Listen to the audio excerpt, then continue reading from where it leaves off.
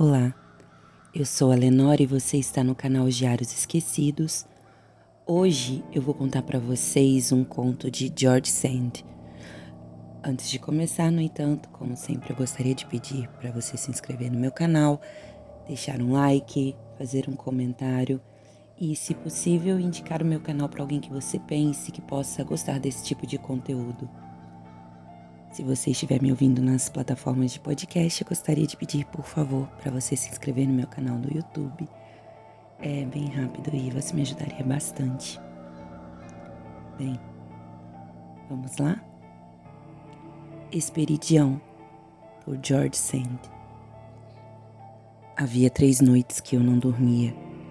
Na quarta, por volta de meia-noite, peguei uma tesoura, uma lanterna, uma alavanca e penetrei sem ruído numa igreja, decidido a ver o esqueleto e a tocar as ossadas que havia 6 anos minha imaginação revestia de uma forma celeste e que minha razão ia restituir ao eterno vazio, contemplando-as com calma. Cheguei à pedra do Rick Ash, ergui-a sem muito esforço e comecei a descer a escada. Lembrava-me de que havia 12 degraus, mas não havia descido 5 e minha cabeça já estava perturbada. Ignoro o que acontecia dentro de mim. Se eu não tivesse passado por isso, nunca poderia acreditar que a coragem da vaidade pudesse superar tanta fraqueza e tanto terror covarde. Fui tomado pelo frio da febre. O medo fez tremer meus dentes. Deixei cair a lanterna. Senti que minhas pernas dobravam-se sobre meu corpo. Um espírito sincero não teria tentado superar essa aflição. Ele teria desistido de perseguir uma provação acima de suas forças. Teria adiado seu encontro para um momento mais favorável. Teria esperado com paciência e simplicidade a serenidade de suas faculdades mentais. Mas eu não queria desmentir a mim mesmo. Estava indignado com minha fraqueza. Queria romper e atrofiar minha imaginação. Continuei a descer nas trevas, mas meu espírito esvaneceu e me tornei vítima das ilusões e dos fantasmas. Pareceu-me que continuava a descer e que mergulhava nas profundezas do Érebo. Enfim, cheguei lentamente a um lugar plano e escutei uma voz lúgubre pronunciar estas palavras que parecia confiar às entranhas da terra. Ele não subirá a escada. Nesse instante, ouvi erguer-se em minha direção, do fundo de abismos invisíveis, 1000 vozes que cantavam num ritmo estranho as seguintes palavras: Vamos destruí-lo, que ele seja destruído. O que ele vem fazer no meio dos mortos? Que seja levado de volta ao sofrimento, reconduzido à vida. Então, uma fraca claridade perfurou as trevas e percebi que estava no último degrau de uma escada tão vasta como a base de uma montanha. Atrás de mim havia milhares de degraus de ferro vermelho. À minha frente, apenas o vazio, o abismo do éter, o azul sombrio da noite sobre meus pés e sobre minha cabeça. Fui tomado por uma vertigem e, saindo da escada, sem pensar que fosse possível subir por ela, lancei-me no vazio, blasfemando. Mas mal pronunciara as sentenças de maldição, o vazio se encheu de formas e cores confusas. Aos poucos, percebi que estava no mesmo plano de uma imensa galeria e avancei tremendo. A escuridão ainda reinava ao meu redor, mas o fundo da abóbada iluminava-se com um clarão vermelho, revelando formas estranhas e terríveis da arquitetura. Todo esse monumento parecia, por sua força e tamanho gigantesco, ter sido talhado numa montanha de ferro ou numa caverna de lavas negras. Não distinguia os objetos mais próximos de mim, mas à medida que avançava, adquiriam um aspecto cada vez mais sinistro, e meu terror aumentava a cada passo. Os enormes pilares que sustentavam a abóbada e até mesmo os ornatos desta representavam homens de um tamanho sobrenatural, todos entregues a torturas espantosas. Uns, suspensos pelos pés e espremidos por serpentes monstruosas, mordiam o solo e seus dentes penetravam no mármore. Outros, afundados no chão até a cintura, eram puxados de cima, uns pelos braços com a cabeça no alto, outros, de cabeça para baixo, voltavam-se para capitéis compostos por figuras humanas debruçadas sobre eles e obstinadas a torturá-los. Outros pilares representavam um enlaçamento de figuras que se devoravam, e cada uma delas mostrava apenas um tronco roído até os joelhos ou ombros, mas cuja cabeça furiosa era viva o suficiente para morder e devorar o que estava por perto. Havia os que, esfolados pela metade, se esforçavam com a parte superior do corpo para desprender a pele da outra metade, presa ao capitel ou retida na base. E ainda outros que, ao se debaterem, haviam arrancado lanhos de carne que os mantinham pendurados, com uma expressão de ódio e sofrimento indizíveis. Ao longo do friso havia, em cada lado, uma fileira de seres imundos, revestidos de forma humana, mas de uma feiura espantosa, ocupados em decepar cadáveres, devorar membros de corpos humanos, torcer vísceras, refestelar-se de despojos sanguinolentos. Da abóboda pendiam, no lugar de feixos e rosáceas, crianças mutiladas que pareciam soltar gritos lancinantes ou que, fugindo atemorizada dos devoradores de carne humana, se precipitavam com a cabeça para baixo e pareciam prestes a se estatelar no solo. Quanto mais eu avançava, mais essas estátuas, aclaradas pela luz do fundo, adquiriam um aspecto da realidade. Estavam forjadas com uma verdade que a arte dos homens nunca teria podido alcançar. Parecia uma cena de horror que um cataclismo desconhecido teria surpreendido no meio de sua realidade viva e teria enegrecido e petrificado como a argila no forno. A expressão de desespero, de raiva e agonia era por demais impressionante em todos os rostos contraídos. O movimento ou a tensão dos músculos, a exasperação da luta, o frêmito da carne enfraquecida eram reproduzidos com tanta exatidão que era impossível suportar a cena sem desgosto e terror. O silêncio e a imortalidade dessa representação talvez acentuassem ainda mais seu efeito horrível em mim. Tornei-me tão fraco que parei e quis voltar. Foi então que escutei, nos fundos das trevas que havia atravessado, rumores confusos como os de uma multidão em movimento. Em pouco tempo as vozes tornaram-se claras e os clamores mais ruidosos, e os passos apressaram-se tumultuosamente, aproximando-se com uma rapidez incrível. Era um barulho de corrida irregular, estremecida, mas cujo estrépito se tornava mais próximo, mais impetuoso, mais ameaçador. Imaginei que estava sendo perseguido por essa multidão desregrada. Tentei ultrapassá-la, precipitando-me debaixo da abóboda, no meio das esculturas lúgubres. Mas me pareceu que aqueles personagens começavam a agitar-se, a umedecer-se de suor e sangue, e que seus olhos de esmalte giravam nas órbitas. De repente, percebi que todos me olhavam e curvavam-se sobre mim, uns com a expressão de um riso medonho, outros com uma aversão furiosa. Todos erguiam um braço sobre meu corpo e pareciam prontos a me esmagar sobre os membros palpitantes que arrancavam uns dos outros. Alguns me ameaçavam com a própria cabeça nas mãos ou com cadáveres de crianças que haviam arrancado da abóboda. Enquanto minha visão era turvada por essas imagens abomináveis, meus ouvidos se enchiam de barulhos sinistros que se aproximavam. Havia à minha frente objetos medonhos e atrás de mim ruídos ainda mais terríveis, risos, gritos, ameaças, soluços, blasfêmias e, de repente, momentos de silêncio, em que a multidão, levada pelo vento, parecia transpor distâncias enormes e ultrapassar-me 100 vezes mais. Enfim, o ruído aproximou-se de tal forma que, sem esperança de escapar, tentei esconder-me atrás dos pilares da galeria. Mas as figuras de mármore subitamente se animaram e, agitando os braços que se estendiam freneticamente para mim, queriam me agarrar para devorar-me. Fui então arremessado pelo medo até o meio da galeria, onde os braços não podiam alcançar-me, e a multidão veio em meu encalço, e o espaço encheu-se de vozes, o solo inundado de passos. Foi como uma tempestade nos bosques, uma rajada de vento nas ondas, uma erupção vulcânica.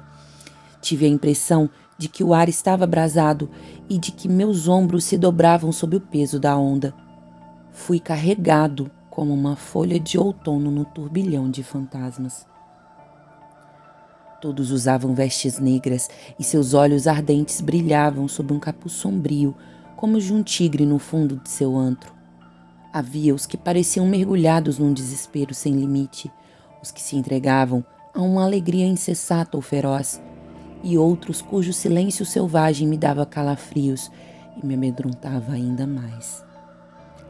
À medida que avançavam, as figuras de bronze e de mármore agitavam-se e contorciam com tamanho esforço que acabavam por se livrar de sua terrível constrição, por se desprender do solo que lhes acorrentava os pés, por arrancar os braços e os ombros da cornija. Os mutilados da abóbada também se desprendiam e, arrastando-se como cobras ao longo das paredes, conseguiam chegar ao chão. E então, todos esses antropófagos gigantescos, todos esses seres esfolados e mutilados juntavam-se à multidão de espectros que me arrastavam. E ao recobrarem a aparência de uma vida plena, começavam a correr e gritar como os outros. Assim, o espaço ao nosso redor se avolumava e a multidão espalhava-se nas trevas como um rio que rompeu seu dique. Mas o clarão longínquo ainda a atraía e a guiava. Subitamente, essa claridade pálida ficou mais viva e vi que havíamos chegado ao fim. A multidão se dividiu, se espalhou nas galerias circulares e eu percebi embaixo de mim uma distância imensurável, o interior de um monumento que a mão do homem nunca poderia ter construído. Era uma igreja gótica, com o estilo das que os católicos construíam no século XI, numa época em que seu poder moral, tendo alcançado o apogeu, começava a construir cadafalsos e fogueiras.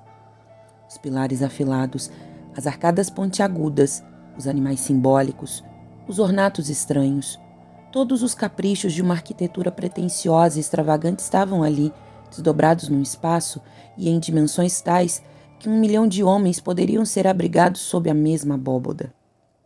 Mas essa abóboda era de chumbo, e as galerias superiores onde a multidão se espremia eram tão próximas que ninguém conseguia ficar de pé. Com a cabeça encurvada e os ombros quebrados, eu era obrigado a olhar o que acontecia no fundo da igreja sob meus pés, a uma profundeza que me dava vertigem.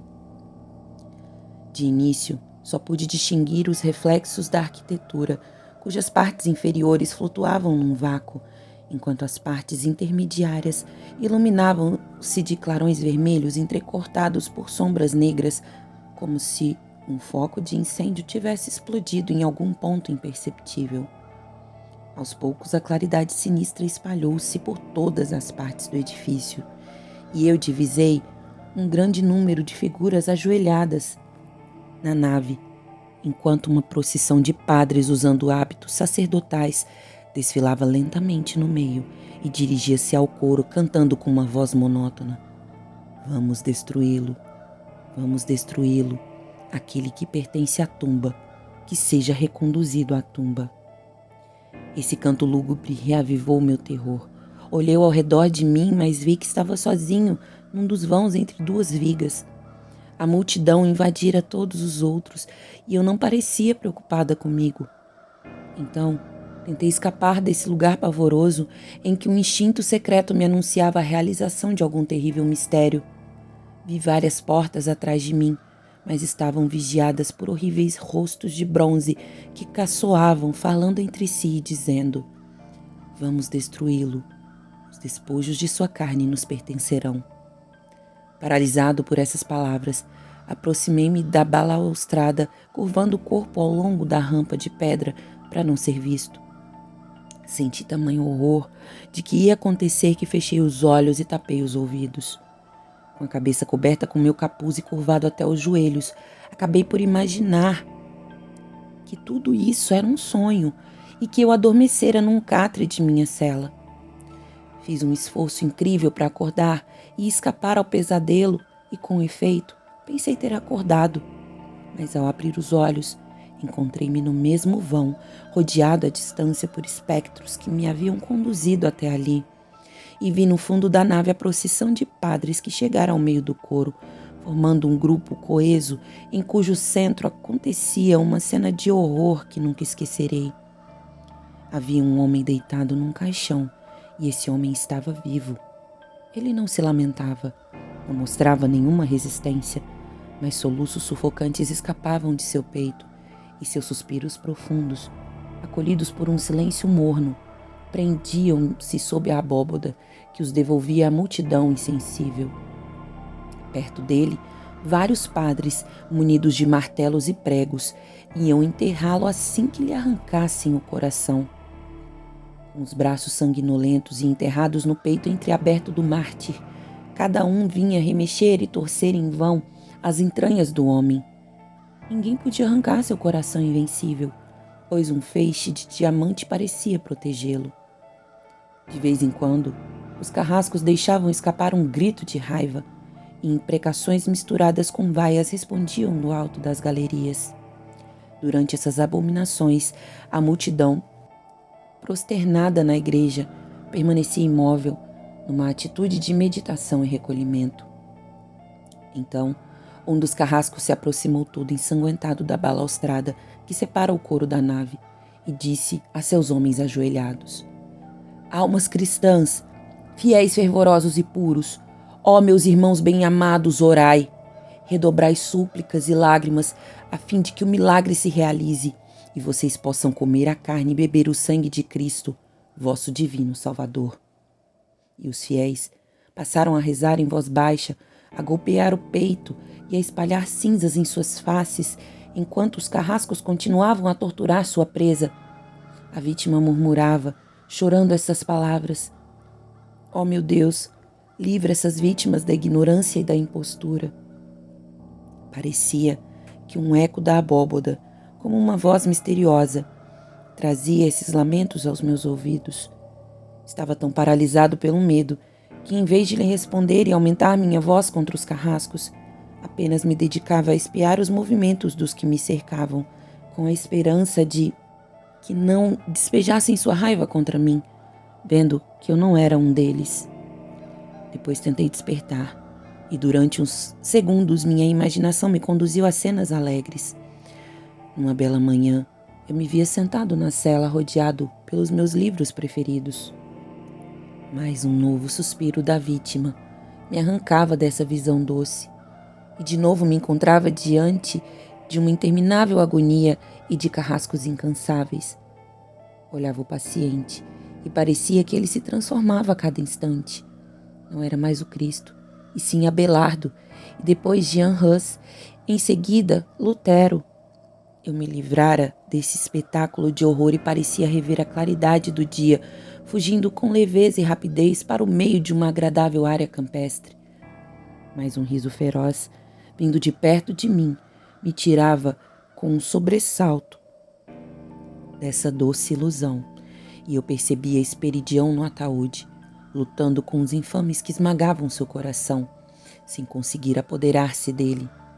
Depois não era mais Esperidião, e sim o velho Fulgêncio, que me chamava e dizia: Alexis, meu filho, Alexis, então tu vais me deixar morrer?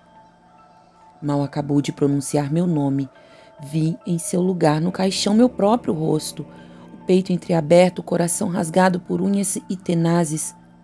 No entanto, eu continuava escondido atrás da balaustrada, entregue à angústia da agonia e contemplando um outro que era eu mesmo. Então, senti que ia desmaiar, meu sangue congelou nas veias, um suor frio jorrava de todos os membros e suportei na própria carne todas as torturas infligidas ao meu espectro. Tentei reunir o pouco de força que me restava e, por minha vez, evocar Esperidião e Fulgêncio. Meus olhos se fecharam e minha boca murmurou palavras de que meu espírito não tinha mais consciência.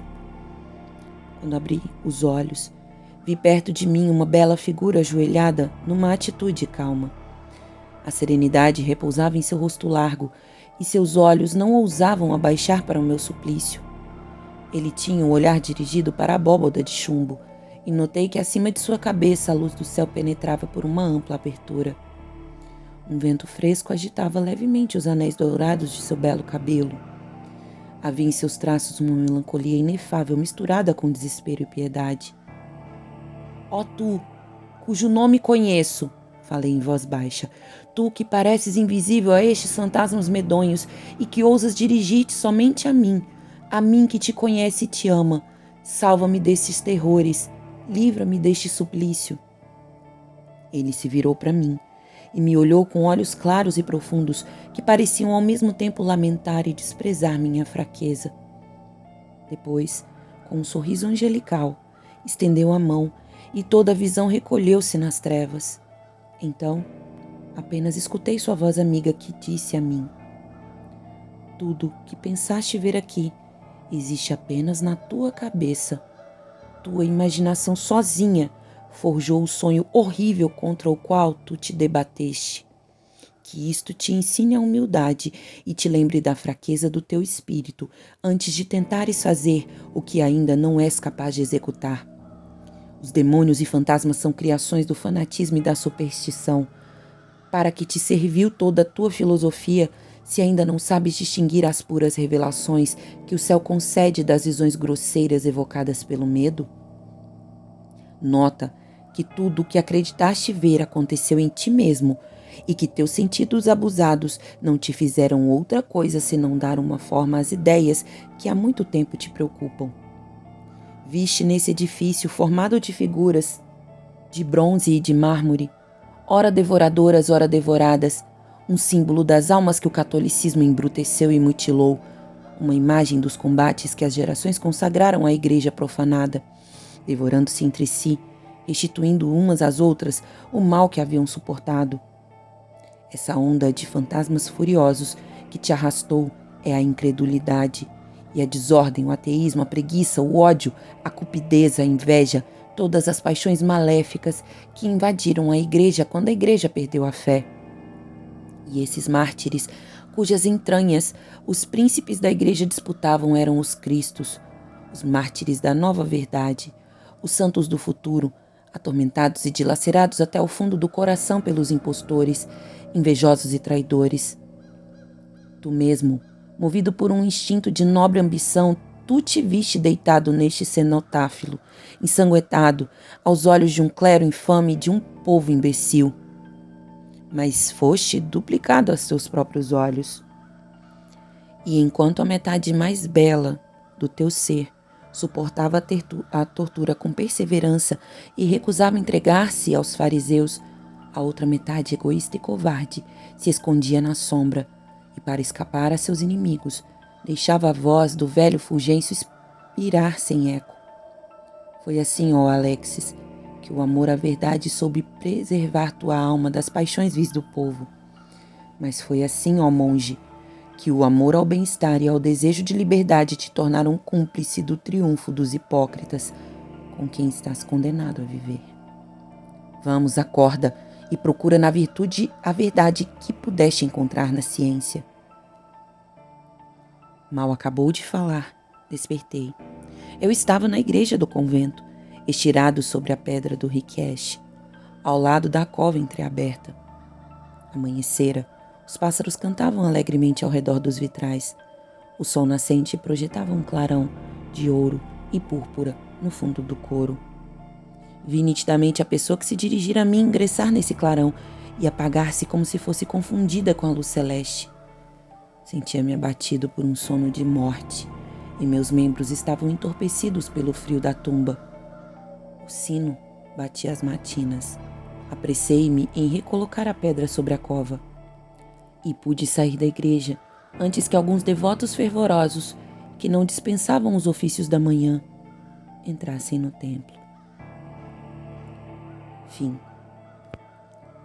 Bom, esse conto foi traduzido pelo Milton Raton. Milton Raton é um escritor brasileiro, do norte do Brasil. Ele escreveu obras como Dois Irmãos. Uma curiosidade é que George Sand é o pseudônimo de uma escritora Na verdade, é Amandine Dupin o nome dela.